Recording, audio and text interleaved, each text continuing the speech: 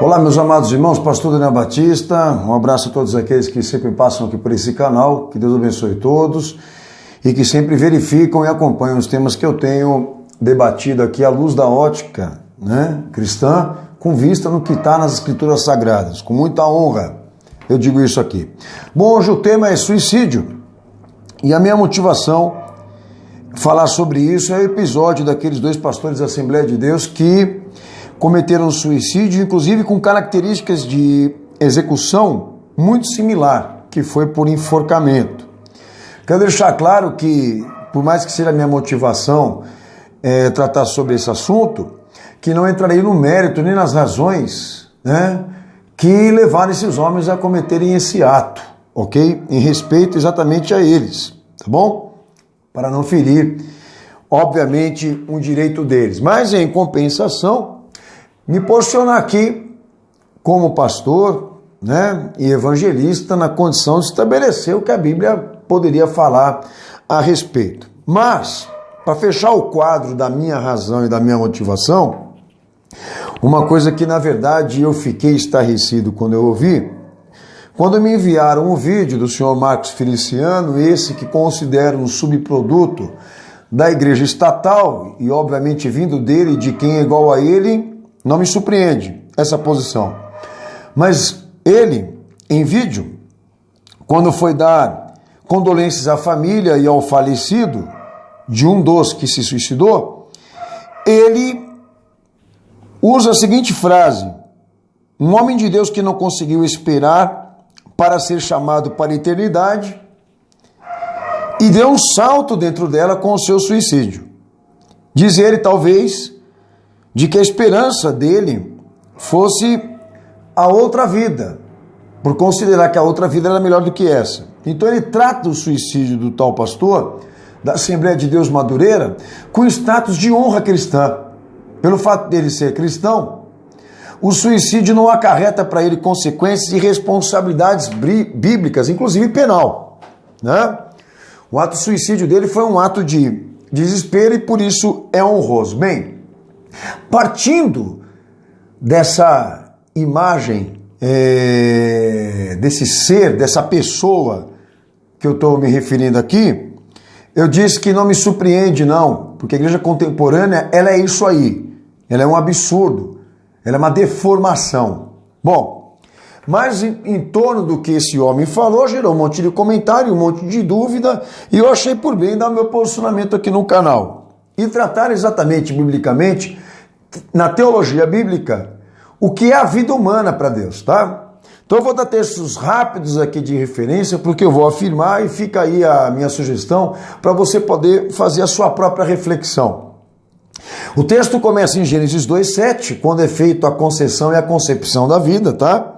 E segue os textos de Salmo 126, Ezequiel 4:14, Juízes 16:16, Romanos 11:3, Romanos 16:4, 1 Coríntios capítulo 15, 45, 2 Coríntios 1, 23, Filipenses 2:30, 1 Tessalonicenses 2:8, dentre tantos outros textos, que deixam claro que Deus domina a vida do homem em todo o seu tempo, sua concessão, concepção, desenvolvimento e consumação. Mas vamos lá.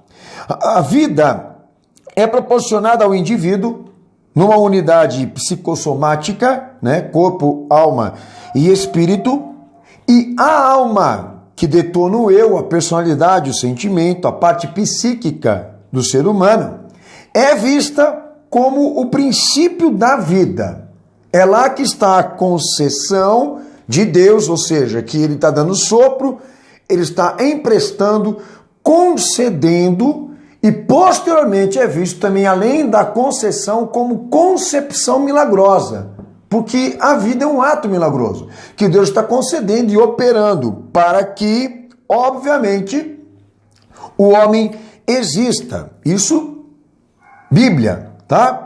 Então a alma, ela passa a ser dentro dessa unidade, sem partes dessa unidade, o princípio da vida, a existência da vida, a possuidora da vida, a parte espiritual do homem, tá? A parte mais importante dele. para a palavra de Deus, tá? Então, no que diz respeito à procriação, que faz o homem acreditar que ele é possuidor da vida, ele pode fazer o que ele quer da vida, como se fosse um patrimônio dele, que é um equívoco, tá? Dentro dessa teologia, o homem, ele não procria vida, ele procria matéria. Porque a vida, biblicamente, sempre será uma concessão divina e a sua concepção um ato milagroso. A vida, principalmente a espiritual, ela nunca, jamais poderá ser vista como uma coisa minha, como uma coisa tua, como uma coisa da humanidade, para que todo mundo faça o que quer dela. Porque Deus tem domínio sobre toda a existência do homem, desde a sua concepção, do seu desenvolvimento até o seu fim. Isso é Bíblia, gente, tá? Então a parte espiritual do homem, ok? A sua parte espiritual muito mais ainda, porque ciência nenhuma poderia produzir isso, ok? Aí entra, obviamente, os experimentos da ciência de querer tomar esse lugar. Não tem condição, não tem poder para isso. Gerar vida espiritual. Pode gerar a vida material por intermédio de clonagem, mas espiritual nunca, jamais.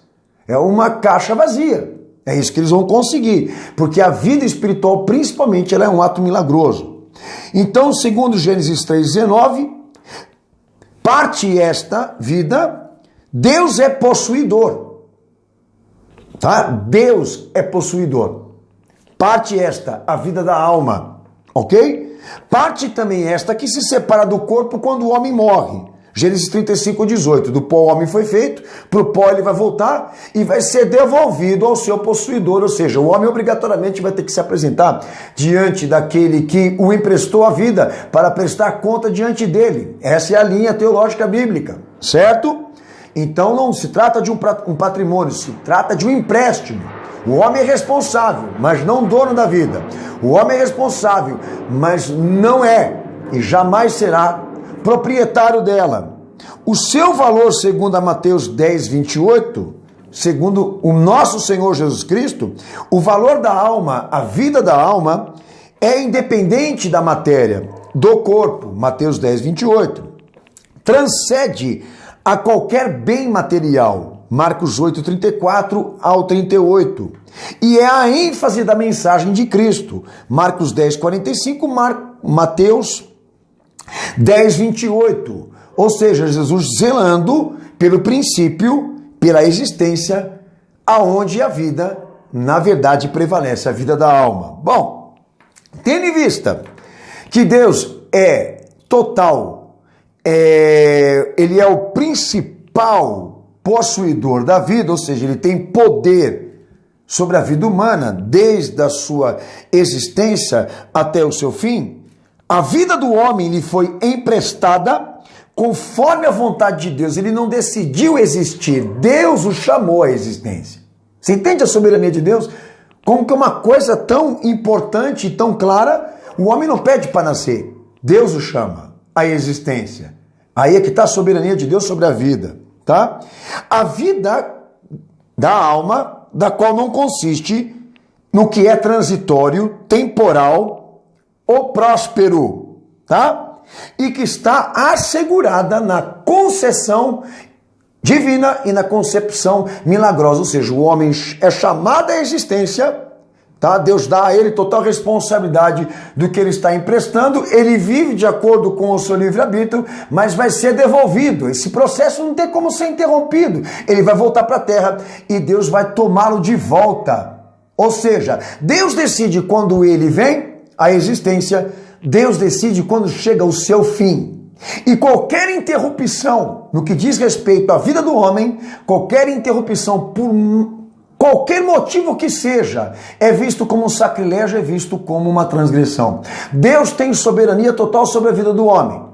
E se algum ato de interrupção for cometido nesse estágio de responsabilidade, ou seja, que Deus empresta a vida, Ele concede a vida, e você faz alguma coisa que desrespeite essa autoridade, você vai pagar por isso. Então nós podemos citá-las aqui, dentro do que está assegurado na concepção e na concessão, né, do que Deus decide como ou quando o homem vai terminar, ok? E entra o suicídio, por isso é uma transgressão, nós podemos colocar monstruosidade. Tá? O homem não tem utilidade material, física, social, mas é uma vida, tem uma vida lá. E Deus tem que decidir quando ela tem que deixar de existir, porque Ele emprestou. Não tem utilidade para você, talvez para a tua família, talvez para a sociedade. Mas Deus permitiu que viesse a vida. E agora Ele decide quando ela vai acabar. Aborto, interrupção.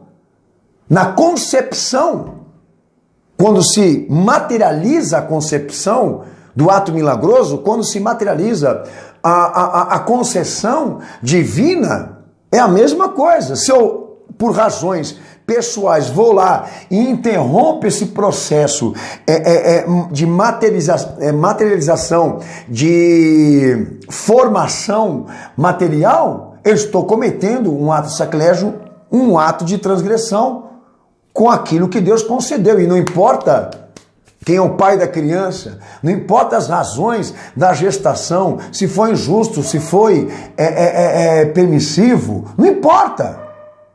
Tem que arranjar uma forma justa de lidar com a situação, não querendo matar um ser indefeso que não tem como se defender e que Deus permitiu vir à existência. Quem vai poder ir contra isso? Não tem o que discutir. Como também o estado vegetativo de uma pessoa que está lá no leito. Se Deus está segurando ela, porque algum propósito tem. Mas não cabe a família, não cabe ninguém aqui desligar aquele aparelho. Certo? Isso tem que acontecer como um processo natural das coisas. Por isso que aborto espontâneo não é pecado, mas o provocado é visto como transgressão, ok? Qualquer interrupção. E eu estou falando aqui superficialmente, né?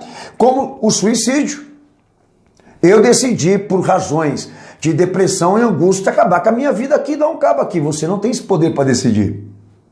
Deus tem a autoridade total sobre o tempo que você deve existir. Vai reclamar com Ele, já que você tem tanta autoridade. Agora, se eu me mato, eu vou acreditar como cristão que vou subir para a eternidade e Deus vai entender as minhas razões, isso é contra a palavra de Deus. Esse cara é maluco. Ele fez apologia ao suicídio. Mas já vou entrar no mérito desse indivíduo aí. E a cremação? Mesma coisa, não vou entrar no mérito de ser um ato pagão, cultural pagão. Mas só o fato de eu interromper o processo natural da decomposição, de alterar esse processo natural, eu estou transgredindo totalmente a vida que Deus me emprestou. Ou seja, estou infringindo um direito que cabe a Deus de como eu devo encerrar. Até na morte isso acontece. Mas tem gente que até como cristã vai lá e crema, bota o seu corpo, pede para botar o seu corpo para ser queimado no fogo, como se ele pudesse ter esse direito, ok? E nem entrar no método de o que vai ser depois da morte, o que Deus vai fazer com o corpo, não interessa, é um desrespeito. Minha gente, a vida tem que ser respeitada, ela foi emprestada, ela é um empréstimo de Deus e o homem é responsável por toda ela, mas Deus como soberania disso, ok? Mas, em compensação, Paulo também entra lá nesse assunto em 1 Coríntios capítulo 1, versículo 16 ao 17, né? Tratando exatamente sobre o processo natural, ele diz assim: quem profana ou destrói o santuário de Deus, Deus o destruirá. O santuário de Deus que ele se refere é a vida, é o corpo, é a parte material e espiritual do homem. Quem profana, peca, né? Ou quem destrói, Deus o destruirá. Por um fator ou outro de iniquidade, de imoralidade, né? Ou desse ponto de querer exatamente dar cabo no que Deus concedeu, a transgressão é vista no mesmo patamar, ok? Mas, em compensação, na Bíblia nós temos informações ali de 6 casos de suicídio. E todos estes casos estão em condições nada positiva e nem favorável a uma alma salva. Todos os casos na Bíblia estão ali num cenário deplorável.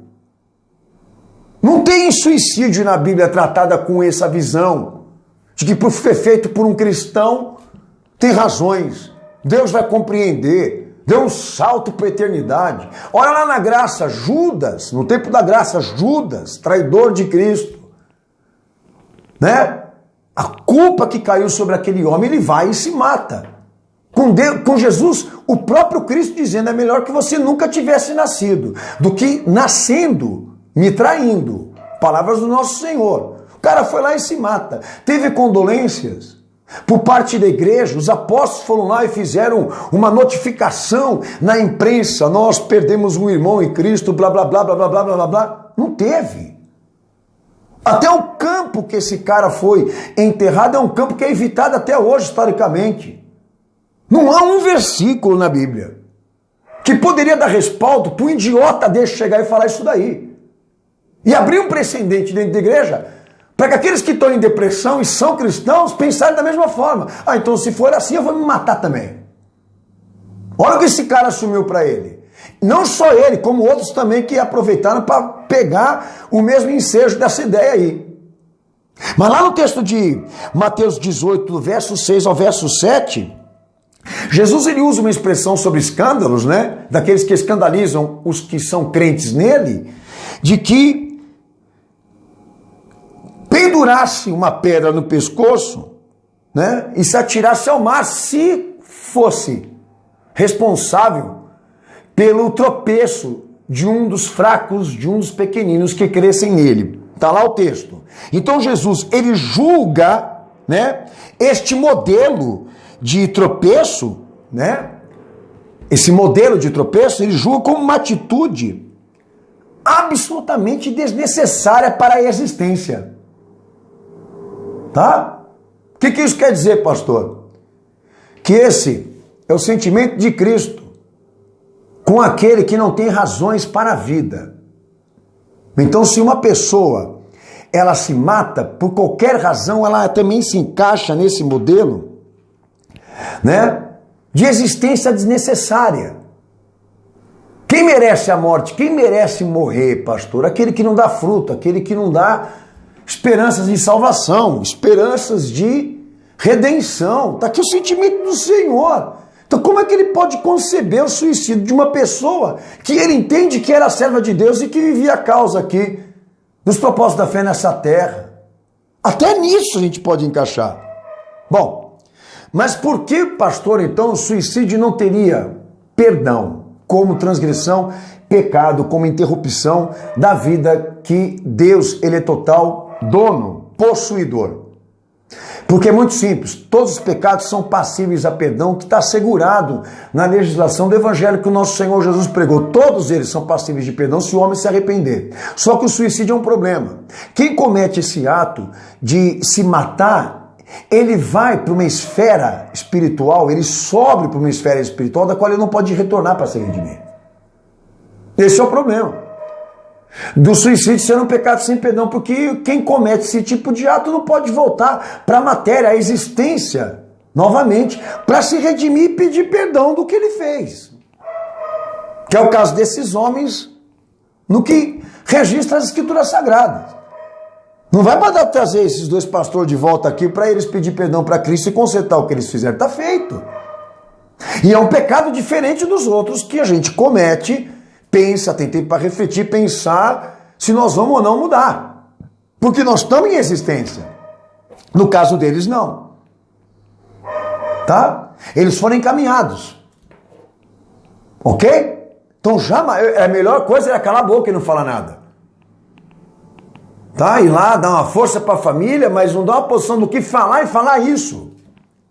Agora eu vou falar desse indivíduo, que eu estou com vontade de falar aqui o que eu penso sobre ele. Chega num vídeo, faz esse sensacionalismo com a morte desse indivíduo, né, desse pastor, e é como se ele tivesse mais ou menos chegando para eles dizendo assim: olha, minha gente, nosso irmão aqui se matou, mas nós cremos que ele é um servo de Deus, nós cremos que ele é um bom homem, entendeu? Que ele fez isso por desespero e Deus vai entender. E ele achou por bem dar cabo na vida dele porque ele quer subir mais rápido, antes de nós, inclusive. Certo? Então, se tem alguém aqui na Assembleia de Deus Madureira, inclusive aqueles que estão na lista da Lava Jato, né? que estão com medo de ser preso, que estão com medo de ser condenado, aproveita, né? A dispensação dessa ideia, aproveita para entrar no mesmo ônibus e subir, dar um salto para a eternidade, subir antes de nós para a eternidade. Olha que absurdo. É apologia ao suicídio que esse cara fez. Então, amados, é deplorável, como é angustiante, e talvez seja a principal razão do pastor Daniel Batista vir aqui para me manifestar. Tem que acabar essa história de chegar e falar o que pensa, o que sente, falar por intuição. A escritura está aí, as verdades estão escritas. Entendeu? Quando Jesus volta, os que estão mortos ressuscitam primeiro, pela ordem os mortos e depois os vivos. Até na escatologia, isso pode ser debatido como uma inconsequência. Não morreram em Cristo. Tá? Era muito melhor falar, ó, tem gente se matando aí porque está enrolada. Melhor, ou então não falar, do que falar e fazer essa besteira. Mas vindo da igreja contemporânea e da igreja política, de homens que foram eleitos pela igreja e hoje estão vivendo uma vida estatal, baseada nisso, eu não esperava nada diferente, não. É tudo maluco, é tudo louco. Né? Pelo poder, obviamente. Não rasga a nota de 100. Mas está aqui meu pedido, o meu apelo a você que está ouvindo aqui esse vídeo, de que você se posicione. Vi muita gente aí confusa, revoltada, né? Mas não tendo condições de debater biblicamente. A palavra de Deus tem que ser explorada, ela tem que ser analisada, estudada. A igreja está precisando disso, porque nós estamos vendo tempos difíceis que, infelizmente, né, o mau uso das escrituras é perceptível no meio evangélico. E um povo sem conhecimento é um povo fácil de ser dominado. Que Deus abençoe todos vocês, um abraço forte, querido, apertado dessa igreja que ama Jesus e zela pelo ministério da palavra. Deus abençoe, até o próximo vídeo, até o próximo tema.